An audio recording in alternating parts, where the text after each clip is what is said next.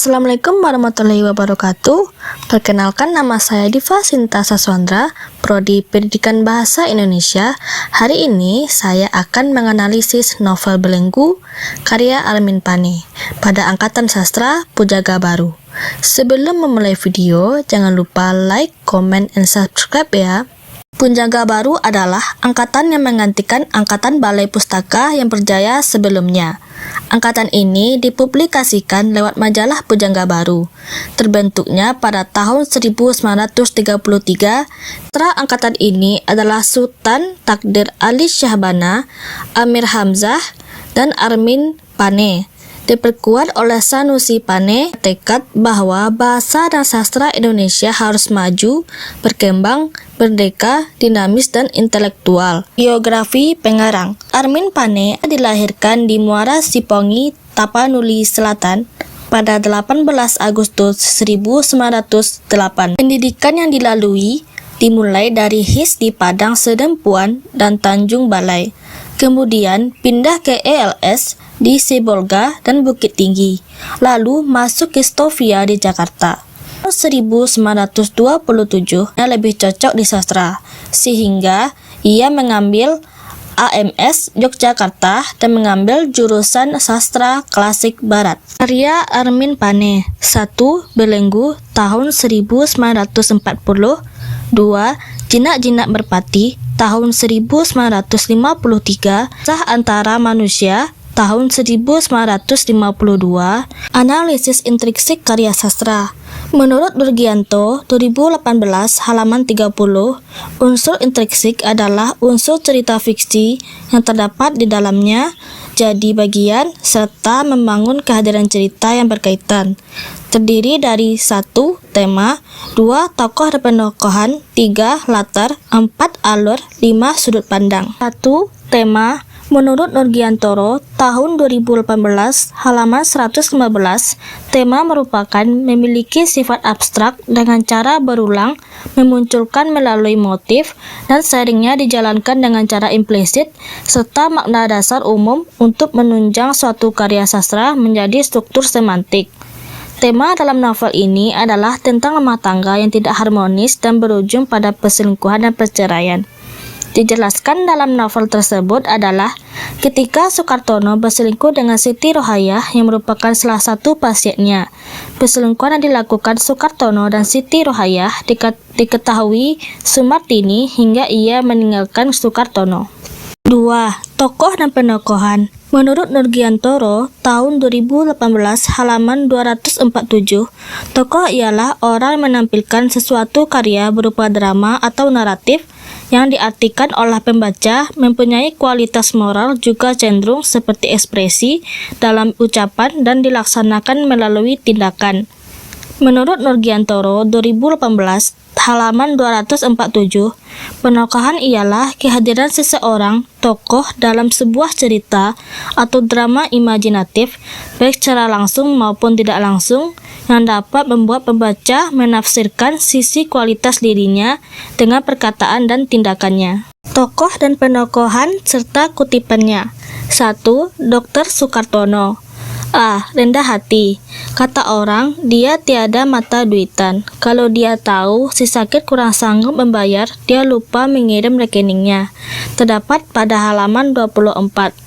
B. Penyabar. Mengapa tidak? Mulai terbit marah Sukartono, tetapi dapat juga ditahannya, karena tiba-tiba terasa padanya kurang adil. Terdapat pada halaman 18. 2. Sumartini. A. Pemarah. Karno tiada suka akan Tini, sebab Tini marah-marah saja karena kesalahan yang kecil-kecil sekalipun, bahkan kerap kali tiada salahnya sama sekali. Pada halaman 18. B. Optimis. Aku mesti menang, kata hatinya dengan tegap. Mesti di dalam keras hatinya, Aminah merasa. Pada halaman 85. 3. Siti Rohayah. A. Penyayang. Dalam mimpiku, dalam angan-anganku, sudah kugambarkan pertemuan yang begini. Percayalah Tono, aku cinta. Pada halaman 38. B. Cakap berbicara. Kalau kita cinta, kekasih kita seolah-olah suaranya selalu terdengar dan mukanya selalu tampak. Dia selalu ada. Pada halaman 76. 4. Nyonya Sumarjo menyindir dan ketus. "Ah, apa? Masakan tidak ingat," sahut Nyonya Sumarjo sebagai ada dia diberi malu oleh Sukartono. Memang Nyonya Sumarjo merasa diabaikan oleh Dr. Sukartono, terdapat pada halaman 79. 5. Nyonya Padma PK dengan segera dijawab oleh Nyonya Padma yang merasa lega karena awan mendung telah lenyap. Dr. Sukartono jadi salah satu seorang juri memeriksa bayi pada halaman 43. 6. Mina bermulut besar. Mulut Mina bocor pula, bukan karena maksud tidak baik, bukan, cuman sekadar pendongeng saja. Terdapat pada halaman 129. 7. Nyonya Rusdio pandai mencairkan suasana. Sejurus kemudian percakapan dialihkan perlahan-lahan oleh Nyonya Rusdio seolah-olah menyingkap awan mendung supaya terang cuaca. Terdapat pada halaman 42. 8. Karno patuh. Karno bujangnya masuk membawa valis tempat perkakas Dr. Sukartono. Terdapat pada halaman 15. 3. Latar. Menurut Nurgiantoro 2018 halaman 302, latar ialah landasan pada pengertian tempat, hubungan waktu, dan ungkapan sosial tempat terjadinya peristiwa-peristiwa yang diceritakan. Latar atau setting merupakan tempat, waktu, dan suasana terjadinya perbuatan tokoh atau peristiwa yang dialami tokoh. Biasanya tidak disebutkan secara jelas latar perbuatan tokoh tersebut. Misalnya di tepi hutan, di sebuah desa, pada suatu waktu, pada zaman dahulu, di kala senja. 1. Latar tempat. A. Rumah. Seperti biasa, setibanya di rumah lagi, Dr. Sukartono terus saja menghampiri meja kecil ruang tengah di bawah tempat telepon. Terdapat pada halaman 15. B. Tengah jalan. Kemudian di tengah jalan menggema lagi ingatan Tono pada halaman 82. C. Solo. Peduli apa Nyonya Rusdio? Turut-turut memikirkan keadaan Tono dan dia. Jangan berpikir gembira saja, tidak lama lagi ke Solo. Pada halaman 100. D. Taman Sari. Demikianlah 3 hari kemudian sampai ke telinga Tini cerita tentang Tono ke rumah Siti Haryati, penyanyi keroncong di Taman Sari. Pada halaman 137. 2. Latar waktu. A. Malam. Sukartono duduk membaca, lampu meja di sebelah kirinya terang di atas buku itu. Mukanya sendiri gelap. Dul baru masuk keluar, baru minta permisi pulang. Hari sudah pukul 9 malam. Sekali-kali melintas dengan cepat di jalan di muka rumah. Suaranya masuk melintas dari jendela yang masih terbuka. Terdapat pada halaman 26. B. Pagi. Sejak tadi pagi bekerja keras, pulang jua sebentar saja untuk bertukar pakaian. Pada halaman 94. 4. Alur. Menurut Nurgiantoro 2018 halaman 167, alur merupakan cerita yang berisi urutan kejadian, namun tiap kejadian itu dihubungkan secara sebab akibat, peristiwa yang disebabkan atau menyebabkan terjadinya peristiwa yang lain. Alur yang digunakan dalam novel ini adalah alur maju. 1. Perkenalan. Dr. Sukartono, seorang dokter yang sangat mencintai pekerjaannya dan seorang dokter yang profesional karena giat dalam bekerja dan ramah kepada pasien-pasiennya. Dia menikah dengan seorang gadis cantik bernama Sukartini, tetapi rumah tangganya tidak harmonis karena sering beradu mulut. Pada halaman 18. 2. Konflik. Pada awalnya, Rohayah terkenal dengan sebutan Nyonya Eni. Karena ingin bertemu dengan Tono, dia berpura-pura sakit dan meminta Dr. Sukartono untuk memeriksanya. Saat itu, Yah tinggal di sebuah hotel dan Dr. Sukartono pun datang menemuinya dan memeriksa Nyonya Eni. Tono tidak mengetahui bahwa Yah adalah temannya. 3. Klimaks. Ketika Tono semakin yakin bahwa Yah dapat memberikan kasih sayang yang sesungguhnya yang selama ini tidak ia dapatkan dari istrinya sendiri. Ketika Tono merasa kehilangan ketentraman dalam rumah tangganya dengan Tini, dan saat ia bertengkar dengan istrinya, Tono semakin sering mengunjungi Yah. Dia mulai merasakan tempat tinggal Yah sebagian tempat tinggalnya yang kedua. Anti klimaks. Perasaan dan dendamnya menjadi luluh, kebencian dan nafsu amarahnya tiba-tiba lenyap. Yah yang memiliki sifat yang lembut dan ramah. Tini merasa malu pada Yah. Tini merasakan bahwa selama ini dia telah banyak melakukan kesalahan kepada suaminya. Penyelesaian. Pada awalnya, Todo tidak mau mengabulkan permintaan Tini, karena apapun yang terjadi dalam rumah tangga mereka, hatinya bertambah sedih saat mengetahui bahwa Yah telah meninggalkan hotelnya. 5. Sudut pandang.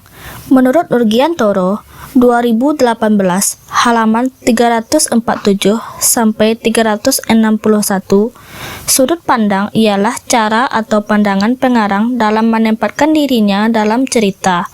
Sudut pandang dapat dibedakan berdasarkan bentuk persona yang mengisahkan cerita, sehingga sudut pandang dalam novel ini adalah sudut pandang orang ketiga. Gaya bahasa. Dalam novel ini, banyak ditemukan bahasa serapan berbeda dengan novel Pujangga Baru lainnya, lebih menonjolkan bahasa Belanda, menggunakan majas simile atau membandingkan dua hal yang berbeda, banyak menggunakan tanda baca, elipsis, dan menampilkan monolog. Amanat. Menurut Nurgiantoro, 2018, halaman 441, amanat atau pesan moral merupakan inti dari karya sastra yang mengacu pada pesan, sikap, perilaku, santun, dan sopan yang dihadirkan oleh pengarang melalui tokoh-tokoh di dalamnya. 1. Antara suami istri seharusnya saling terbuka dalam membina sebuah rumah tangga. Rasa saling terbuka agar hubungan tetap terjaga. Kedua, pernikahan harus didasari oleh cinta dan saling pengertian. Ketiga, komunikasi yang baik kunci membangun hubungan yang harmonis. 4. Rasa gengsi dalam rumah tangga harus dihilangkan dalam diri sendiri. D. Analisis unsur ekstrinsik novel belenggu. A. Nilai sosial. Pernikahan yang bahagia, kekerasan dalam rumah tangga, dan peran wanita. Terdapat dalam kutipan, pernikahan kita tidak bahagia karena kita tidak saling mengerti. Kedua, ia menamparnya dan Kartini jatuh tersungkur. 3. Aku wanita tetapi aku juga manusia. B. Nilai budaya. Perkembangan zaman dan adat istiadat masyarakat. Kutipannya, pertama, aku tidak mau menjadi orang yang terbelakang. Aku ingin mengikuti perkembangan zaman. 2. Aku adalah seorang ibu yang harus mendidik dan membesarkan anak-anak sesuai dengan adat istiadat yang berlaku. C. Nilai agama. Religius. Dalam kutipannya, pertama, aku tidak mau menikah dengan orang yang tidak mengenal agama. Aku ingin menikah dengan orang biasa membimbing aku dalam beribadah. Kedua, aku tak mau hidup seperti ini terus. Aku ingin bebas, lepas dari belenggu-belenggu yang membelenggu aku. Nilai moral, tanggung jawab dan kejujuran. Aku akan bertanggung jawab atas apa yang telah aku lakukan. Kedua, aku tidak mau membohongimu. E. Nilai pribadi, kemandirian, kebebasan, dan perjuangan. Kutipannya, pertama, bukankah kita ada juga mau kemauan kita? Mestilah kita matikan kemauan kita. 2. Kalau dia pergi seorang diri, tidak sempat menemani aku. Mengapa aku tidak boleh pergi seorang diri menyenangkan hatiku? Ketiga, aku akan berjuang terus sampai aku mendapatkan apa yang aku dapatkan. Selanjutnya, apa yang diceritakan dalam novel Belenggu ini? Nah, novel Belenggu ini merupakan karya Armin Pane yang menceritakan seorang dokter bernama Sukartono yang menikah dengan seorang gadis cantik dan cerdas bernama Sumartini. Awalnya, mereka tidak saling mencintai. Namun, karena memiliki kepentingan masing-masing, akhirnya keduanya sepakat untuk menikah. Soekarno atau dipanggil dengan Tono merasa bahwa Sumartini adalah orang yang cocok mendampingi dengan kecantikannya serta kecerdasan yang dimiliki oleh Sumartini. Sedangkan Sumartini menikah dengan Sukartono dengan alasan ia ingin melupakan masa lalunya. Namun, apa yang dikata? Rumah tangga mereka tidak harmonis. Hampir setiap hari mereka bertengkar, bahkan saling tak menyapa alias diam tak berbicara, walau tinggal serumah. Sukartono adalah seorang dokter yang sangat profesional. Ia bekerja keras dengan disiplin tanpa kenal lelah. Bahkan sifatnya yang dermawan juga sering membebaskan biaya pasien yang tidak mampu. Namun, pengabdian Sukartono pada pekerjaannya membuat Sumartini merasa diabaikan dan beranggapan bahwa suaminya lebih mencintai pekerjaan daripada dirinya. Hingga pada akhirnya suatu hari Sukartono menerima telepon bahwa ada seorang pasien yang sedang sakit keras. Ia diminta menemui pasiennya di suatu hotel. Dengan sigapnya, Sukartono pun memenuhi panggilan tersebut. Sesampainya di hotel, Sukartono terkejut bahwa pasiennya adalah Siti Hayati alias Rohayah yang merupakan teman sekolah dan sahabat masa kecilnya.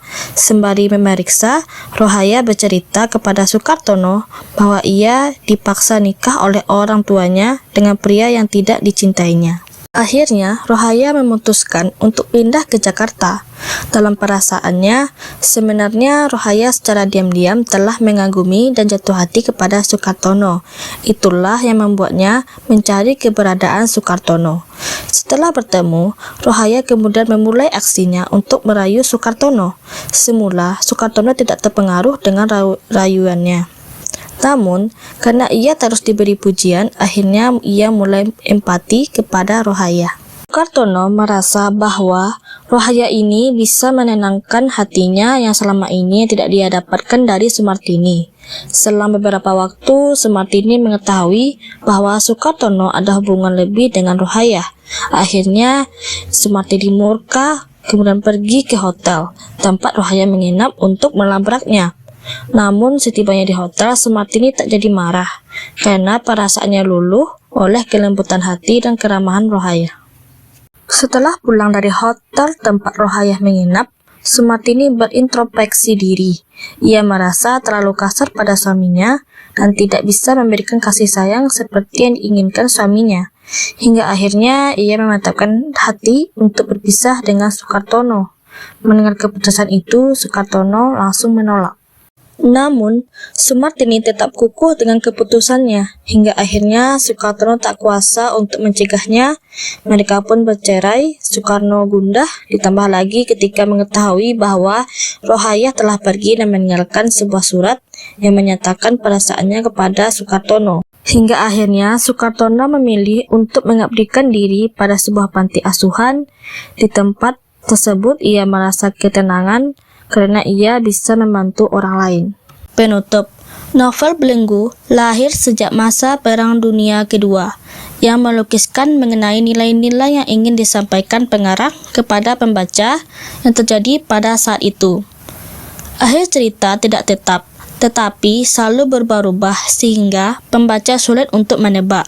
Hal ini yang menjadi ciri suatu perubahan dalam segala aspek, karena mempertahankan tradisi yang sudah ada sejak dulu. Maka saat ini berbagai belenggu seperti yang digambarkan dalam novel ini terus hadir dalam berbagai rupa. Tidak hanya subjektif atau transisi budaya, novel ini dapat menginspirasikan refleksi dan banyak hal yang berkaitan dengan cara kita bersiasat menghadapi berbagai bentuk belenggu.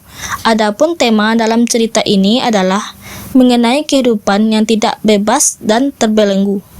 Sekian, terima kasih yang sudah menonton video ini. Jika ada kesalahan kata, mohon dimaafkan. Assalamualaikum warahmatullahi wabarakatuh. Jangan lupa like, comment, and subscribe ya.